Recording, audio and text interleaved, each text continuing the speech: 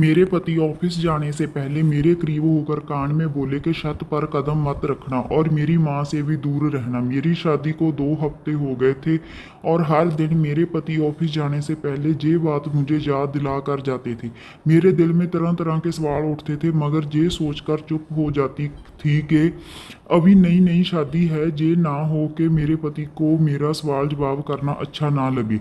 मेरे पति ऑफिस चले जाते और मेरी नंद प्रीति स्कूल चली जाती तो मैं भी अपने कमरे में चली जाती थी। लेकिन मेरी सास बार बार बहाने बनाकर मेरे पास आना चाहती थी, मगर मैं अपने पति के डर की वजह से उनसे दूर दूर ही रहती थी। 2 बजे के करीब मेरी नंद प्रीति स्कूल से वापस आ जाती थी और यूनिफॉर्म चेंज किए बिना ही छत पर चली जाती थी। प्रीति छत पर पूरा पूरा घंटा बिताकर आती थी। वह जैसे ही नीचे उतरती मेरी सास उसको बातें सुनाना शुरू कर देती थी और देखते ही देखते हमारा घर जैसे पानीपत के युद्ध का मैदान बन जाता था। पहले पहले तो मुझे लगता था कि मेरी सास प्रीति के साथ इसीलिए झगड़ती थी क्योंकि वह स्कूल से वापस आने के बाद बस्ता खोलकर भी नहीं देखती थी। मगर अब मुझे भी इस घर में आए हुए 2 हफ्ते हो गए थे। अब मुझे ऐसा लगता कि मेरी सास प्रीति को छत पर जाने से रोकती थी, मगर वह उनकी बात को तवज्जो ही नहीं देती थी। फिर शाम को जब मेरे पति आते तो सीधे प्रीति के कमरे में चले जाते। ना जाने दोनों बहन भाई घंटे भर क्या मीटिंग करते रहते थे। प्रीति के कमरे से निकलकर वह सीधे छत पर चले जाते और वहां भी काफी देर तक बैठे रहते थे। मैं कमरे में बैठी जे सब देखती रहती थी। शाम गए जब मेरे पति कमरे में आए तो मैं मुंह बसूर कर बैठ गई थी। वह मुझे देखकर हंस पड़े और बोले, आज तो सूरज सवा हाथ पर है, ऊपर वाला रहम करे। उनके हंसने से मुझे हिम्मत मिल गई थी, इसीलिए मैं शिकवा किए बिना ना रह सकी। मैंने उनसे कहा कि आप मुझे घर वालों से घुलने मिलने क्यों नहीं देते और ना ही खुद मुझे वक्त देते हैं। हर समय छत पर बैठे रहते हैं, ना जाने क्या खजाना छुपा कर रखा है वहाँ। अनिल एकदम से सीरियस हो गया। उनकी आंखों में गुस्सा देखकर मैं डर गई थी। वह बिना कुछ कहे ही घर से बाहर चले गए। रात के खाने के लिए भी वापस नहीं आए थे। प्रीति की जान पर बनी हुई थी। उसने अलग से अनिल भाई कहाँ गए की रट लगाई हुई थी। रात के 10 बज गए थे मगर अनिल का कोई अता पता ही नहीं था। मैं दिल ही दिल में खुद को कोस रही थी कि ना जाने मेरी किस बात पर वह मुझसे इस कदर नाराज हो गए हैं। प्रीति जैसे ही कमरे में गई मेरी सास झट से उठकर मेरे पास आई और बोली, अभी तुम्हारी शादी को जुमा जुमा जुमा 8 दिन भी नहीं हुए और तुम्हारा पति गैफ रहने लगा है। उस पर कड़ी निगाह रखो। सास की बात सुनकर मेरे दिल में ढेरों सवाल आने लगे। तभी अनिल दरवाजा खोलकर घर में दाखिल हो गए। उन्हें मुझे और अपनी माँ के करीब खड़े देख लिया था। अनिल कुछ भी बोले बिना ही मुझे कलाई से पकड़कर कमरे में ले गए। अनिल गुस्से से बोले, माँ तुम्हें क्या कह रही थी? मेरा तो दिल पहले ही कांप रहा था। उनकी गुस्से भरी आवाज़ सुनी तो मेरी आंखों भीग गई और मैं रोने लगी। मैं बोली, माँ जी कह रही थी कि अनिल का ख्याल रखा करो। मैंने जानबूझकर बात पलट कर बताई थी क्योंकि उनकी तो अपनी माँ से पहले से ही नहीं बनती थी। ना जाने उसकी इसकी वजह क्या थी। अनिल को मेरा जवाब सुनकर कुछ तसल्ली हुई। फिर अनिल बहुत ही हंसता से बोले, देखो बात यह है कि मैंने छत पर अलग अलग तरह की नस्ल के तोते पाले हुए हैं। इस मौसम में तोतियां अंडे पर बैठकर बच्चे निकालती हैं। इस तरह उनकी नस्ल बढ़ जाती है। लेकिन अगर तोते किसी अजनबी आदमी को अपने पिंजरे के पास देख लें तो उनको खतरा महसूस होता है। फिर वह अंडों से बच्चे नहीं निकालते, वह अपने अंडे खुद ही तोड़ देते हैं। तुम अभी उनके लिए अजनबी हो, इसीलिए मना करता हूँ। अनिल की बात सुनकर मेरा दिल हल्का हो गया था। मैं बोली, परिंदे तो मुझे भी बहुत पसंद हैं। मैं आपके तोतों का ख्याल रखूंगी। प्रीति भी तो ख्याल रखती है। अनिल हंसकर बोले, मेरे तोते प्रीति को जानते हैं। मैं उसकी ड्यूटी लगा रखी है कि वह मुझे तोतों की रिपोर्ट दिया करे, किस जोड़े ने अंडे दे दिए हैं और किसने अभी बच्चे निकाले हैं। मैं सारी बात समझ गई थी। फिर मैं बोली, आप मुझे माँ जी के पास बैठने से मना क्यों करते हैं? वह बोले, क्योंकि माँ तुम्हें नुकसान पहुंचा सकती है। उनका मानसिक संतुलन कुछ बिगड़ा हुआ है। क्या तुम नहीं देखती कि वह हर वक्त लड़ती झगड़ती रहती है? मैंने हाँ में सर हिला दिया। अनिल का ये जवाब से मेरे दिल को कुछ सुकून मिला। मैं अपने आप को बहुत ही हल्की फुल्की सी महसूस कर रही थी। अगले दिन फिर अनिल मेरे कान में बोले कि छत पर मत जाना और माँ से दूर रहना। लेकिन मैंने दिल ही दिल में सोच लिया था कि मैं अनिल से छुप कर माँ जी का ख्याल रखूंगी। बीमारी में क्या माँ बाप औलाद को छोड़ देते? अनिल और प्रीति तो अपनी माँ से गैरों जैसा सलूक करते थे। मगर मैं तो ऐसा नहीं कर सकती थी ना, इसीलिए मैं दोनों के जाने के बाद अपनी सास के पास आकर बैठ गई। मैंने कहा, माँ जी मैं आपके सर में तेल लगाकर मालिश कर दूं? उन्हें जल्दी जल्दी हाँ में सर हिलाया कि कहीं मैं बाद में मुकर ना जाऊं। मैं उनके सर में तेल लगाते हुए इधर उधर की बातें कर रही थी, जबकि मेरी सास बार बार मुझसे जिद कर रही थी कि तुम छत पर जाकर वहां की सफाई कर दो। मैं बोली, माँ जी अनिल ने मुझे छत पर जाने से मना किया है। वह बोली, हम दोनों घर में अकेले हैं, ना तुम अनिल को बताऊंगी और ना ही मैं बताऊंगी। फिर डर किस बात का? मैंने सोचा कि अगर मैंने अपनी सास को मना कर दिया तो वह नाराज ना हो जाए। वह कहेगी कि पहली बार किसी काम को कहा है और वह भी बहू ने मुंह पर ही मना कर दिया। वैसे भी मुझे तोते देखने का बहुत शौक था, लेकिन मेरी बदकिस्मती यह थी कि मैं जैसे ही झाड़ू लेकर सीढ़ियां चढ़ने लगी, प्रीति अचानक ही गेट खोलकर घर में दाखिल हो चुकी थी और वह भागते हुए मेरे पीछे आई और उसने मुझे कलाई से पकड़कर नीचे की तरफ खींच लिया और बोली, आपको भाई ने छत पर जाने से मना किया था ना, मगर आपने उनकी बात नहीं मानी। मैं अभी भाई को फोन करके बताती हूँ। मैं डर के मारे कांपने लगी। फिर मैंने प्रीति के आगे हाथ जोड़ दिए कि तुम अनिल को कुछ मत बताना, मगर उसने मेरी एक ना सुनी और फोन मिलाकर अनिल से बोली, मैंने भाभी को छत पर जाते हुए रंगे हाथों पकड़ लिया है। ये तो अच्छा हुआ कि आज हाफ डे था और आज स्कूल से आधी छुट्टी हो गई, वरना सोचो क्या हो जाता। मैं अपनी अकल पर मातम करने लगी थी कि मैंने ये बात नज़रअंदाज क्यों कर दी कि आज तो आधी छुट्टी थी। प्रीति ने मुझे फ़ोन पकड़ा दिया और बोली, भाई आपसे बात करना चाहते हैं। मैंने फ़ोन कान से लगाकर हेलो किया तो अनिल की गुस्से से भरी आवाज सुनाई दी। वह बोले, आज मैं इसको तुम्हारी पहली और आखिरी गलती समझकर माफ कर रहा हूं, लेकिन अगर एक बार भी तुमने ये हरकत दोबारा करने की कोशिश की तो मैं कुछ भी सोचे समझे बिना ही तुम्हें घर से निकाल दूंगा। मुझे अनिल से इस तरह की उम्मीद नहीं थी। मैं अपने कमरे में जाकर रोने लगी थी। शाम हुई तो अनिल ऑफिस से लौट आए थे। वह रोज की तरह प्रीति के कमरे में चले गए और फिर छत पर चले गए। मैं कमरे में बैठी डर की वजह से कांप रही थी कि अब ना जाने वह मेरे साथ क्या करेंगी। लेकिन जब वह कमरे में आए तो बहुत ही प्यार से बोले, क्या बात है, आज अंधेरा करके क्यों बैठी हो? अनिल की बात सुनकर मेरे दिल को कुछ सुकून मिला। मैं जल्दी से उठी और अनिल से बोली, मैं छत पर जाना नहीं चाहती थी, माँ जी ने मुझे जबरदस्ती भेजा था। अनिल ने कुछ सोचते हुए सर हिला दिया। वह बोले, इसीलिए तो मैं तुम्हें माँ के पास बैठने से मना करता हूँ, क्योंकि वह हम दोनों को बसने ही नहीं देना चाहती है। मैं हैरत से डूब गई थी कि आखिर वह कैसी माँ थी जो बेटे का घर उजाड़ना चाहती थी। रात को मैं सोई हुई थी कि अचानक ही मेरी आंख खुल गई, लेकिन मुझे दोबारा नींद ही नहीं आ रही थी।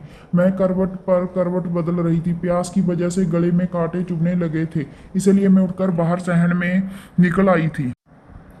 मगर मुझे हैरत तब हुई जब मैंने प्रीति और अपनी सास को सर जोड़कर बैठे देखा था। ना जाने वह दोनों आपस में क्या खुसर खुसर कर रही थी। मैं दबे कदमों में अपने कमरे में वापस लौट आई। ये बात तो जाहिर थी कि मेरी सास और प्रीति अंदर से एक दूसरे से मिली हुई थी। वह अनिल की आंखों में धूल झोंकने के लिए आपस में लड़ रही थी, फिर रात को ना जाने क्या क्या प्लान प्लान बनाती थी। अब मुझे समझ आ गया था कि आज का वाक्य भी एक सोची समझी चाल थी। माँ जी ने मुझे उसी वक्त छत पर भेजा जब प्रीति की वापसी का वक्त हो गया था, लेकिन फिर दिल में ये ख्याल उठता कि अनिल ऐसा क्यों करते हैं।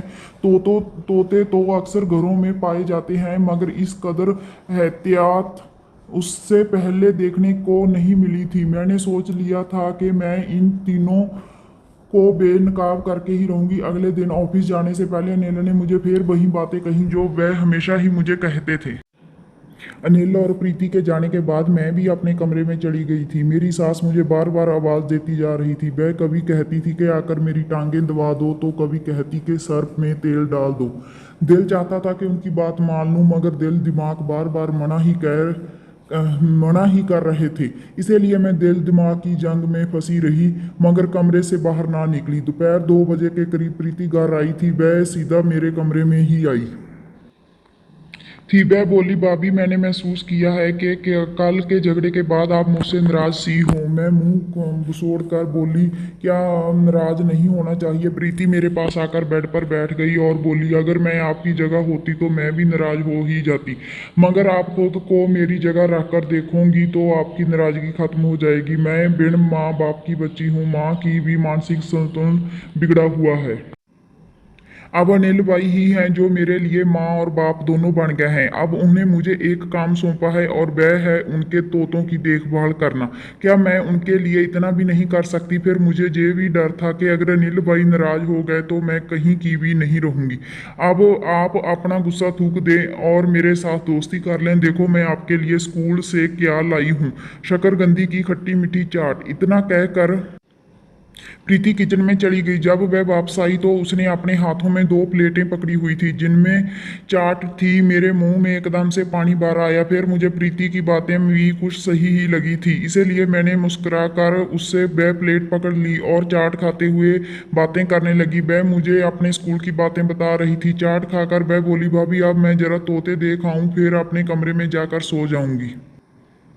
उसकी बात सुनकर मुझे भी नींद आने लगी थी। मैं भी लेट गई थी। फिर कुछ पता ही नहीं चला कि मुझे कब नींद आ गई। शाम गई, मेरी आंख खुली तो आंखों के आगे अंधेरा ही अंधेरा था। जी चाहता था कि मैं फिर से सो जाऊं, मगर हिम्मत करके उठ बैठी। मैं जैसे ही बाहर निकली तो ये देखकर हैरान ही रह गई थी कि अनिल और प्रीति छत से नीचे उतर रहे थे और उनके साथ एक लेडीज डॉक्टर भी आगे आगे चल रही थी। मेरी सास उस डॉक्टर को देखकर चिल्लाने लगी, मुझे बता दे सब ठीक है ना? वह डॉक्टर हाँ में सर हिलाकर बाहर निकल गई। मैं जल्दी से बेड पर आकर लेट गई और सोने का ड्रामा करने लगी। डॉक्टर को बाहर छोड़ने के बाद अनिल दबे कदमों से कमरे में आए और मुझे सोता देखकर फिर से बाहर निकल गए। मैं हैरान थी कि मैं तो इस टाइम कभी भी नहीं सोती थी, आज यूं अचानक कैसे सो गई। लेकिन इस बारे में मैंने ज़्यादा ध्यान नहीं दिया था। मैं तो बस यही सोच रही थी कि वह डॉक्टर छत पर क्या करने गई थी। क्या तोतों के भी डॉक्टर्स होते हैं? ये सब बातें मुझे बहुत परेशान कर रही थी। अब मुझे अपनी सास की बातें समझ आने लगी थी। शायद वह मुझे ऊपर इसीलिए भेजना चाहती थी कि वहाँ कोई राज मेरा इंतजार कर रहा था जो अनिल मुझसे छुपाना चाह रहे थे। लेकिन मैं अनिल की नाराजगी मूल लेकर कोई भी राज जानना नहीं चाहती थी, क्योंकि मुझे अपने पति से बहुत मोहब्बत थी। आधा घंटे में इसी तरह पड़ी रही थी। फिर जब मैं बाहर निकली तो प्रीति से सबसे पहले मैंने पूछा कि अनिल कहाँ है। उसने आंखों में हैरत भर कर मुझे देखा और घबरा कर बोली, भाभी इस टाइम अनिल भाई कहाँ होते हैं?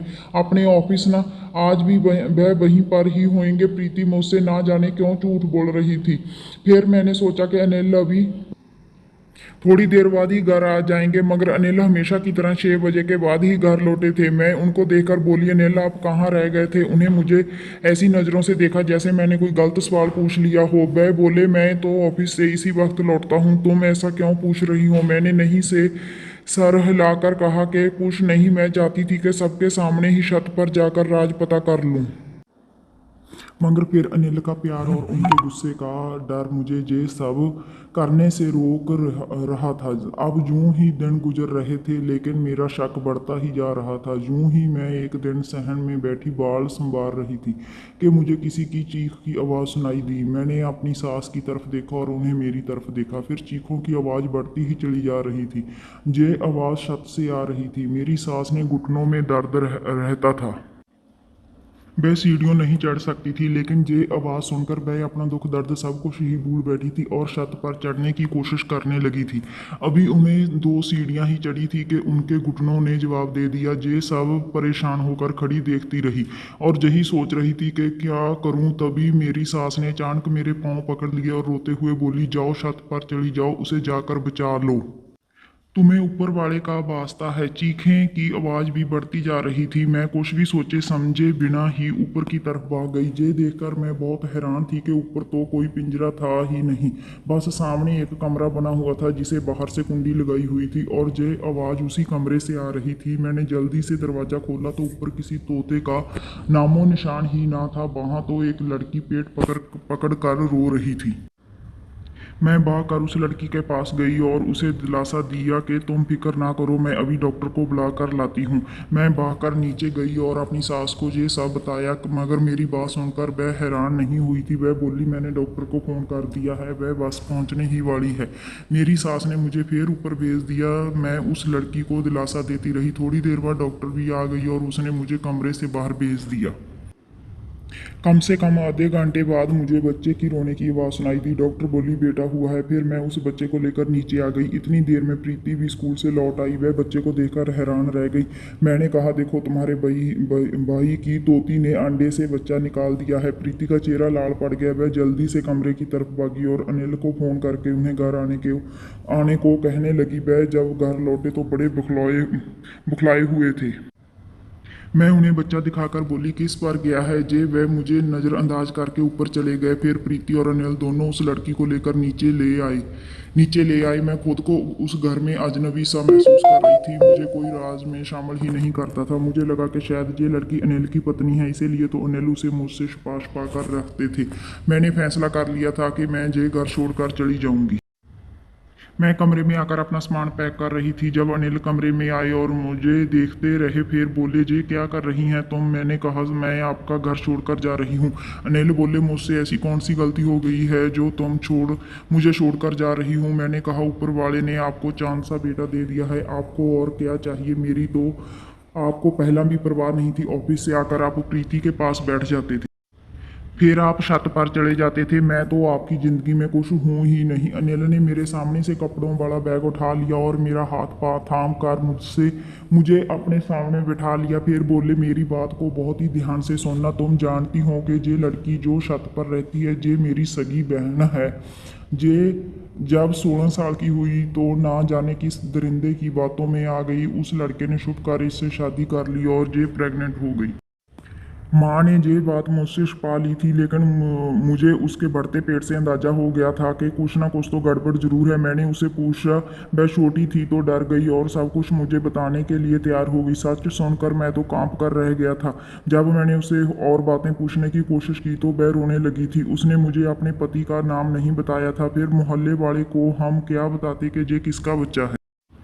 मेरी मासूम बहन बदनाम होकर रह जाती और हम भी किसी को मुंह दिखाने के लायक ना रहते। इसीलिए मैंने उसको कहा कि वह छत पर ही रहे। वह इस बात पर तैयार हो गई थी, लेकिन माँ को लगता था कि मैंने और प्रीति ने उसको उसके जुर्म की सजा देने के लिए उसे छत पर कैद किया हुआ है। माँ घुटनों की वजह से छत पर नहीं जा सकती थी, इसीलिए हर समय मुझसे और प्रीति से झगड़ती रहती थी कि मेरी बेटी को नीचे ले आओ।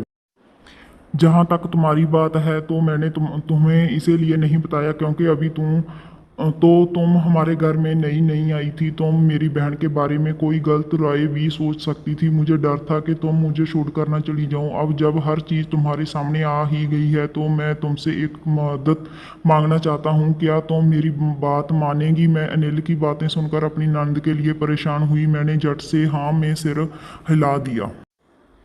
तो अनिल बोले तुम मेरी बहन के साथ दोस्ती का रिश्ता बना लो। तुम ही वह इंसान हो जिसे वह अपना राज बता सकते हैं, क्योंकि उसने ना प्रीति को कुछ बताया है और ना ही माँ को। मैंने अनिल से वादा किया था कि मैं उससे पूछ कर ही रहूँगी। अब मैं हर समय अपनी नंद के साथ साथ रहती थी। मैं उसके बच्चे का बहुत ख्याल रखती थी। मैंने एक दिन उससे कहा कि ये बच्चा कितना बदनसीब है ना, इसे तो बाप का प्यार भी नहीं मिला। वह जय बात सुनकर फूट फूट कर रोने लगी। फिर वह बोली भाभी इस बच्चे का बाप रमेश है, मेरे बचपन का मंगेतर। ना जाने हमें क्या सूझी कि हमने जोश जोश में घर वालों से छुप कर शादी कर ली थी। जब मैं प्रेग्नेंट हुई तो वह डर गया और पीछे हट गया, क्योंकि वह तो खुद अभी कॉलेज का स्टूडेंट था। वह घर वालों को जय सब नहीं बताना चाहता था। नंद की मुंह से उसके पति का नाम सुनकर मेरे सर से तो जैसे बोझ ही उतर गया। मामला तो बहुत ही सीधा था। हम बिना वजह ही घबरा रहे थे, क्योंकि जो इसके बच्चे का पिता था उसके साथ तो इसका बचपन से ही रिश्ता तय हो चुका था। मैंने अनिल से बात की तो उन्हें भी सुकून का सांस लिया। फिर तो सारा मामला ही सुलझ गया। अगले दिन अनिल रमेश के घर गए और रमेश की मम्मी पापा से बात की। उन्हें भी सारी बात बताई। शुक्र है कि रमेश के माँ बाप ने अपने बेटे की गलती को स्वीकार किया और शर्मिंदगी भरे लहजे में बोले कि आप चिंता ना करें, कुछ सालों बाद भी तो हमें तुम्हारी बहन को बहू बनाकर ले ही जाना है, तो आज क्यों नहीं। इस तरह मेरी नंद के बच्चे के साथ अपने घर से विदा होकर अपने ससुराल चली गई थी और हमारा घर में एक बार फिर से खुशियां लौट आई थी।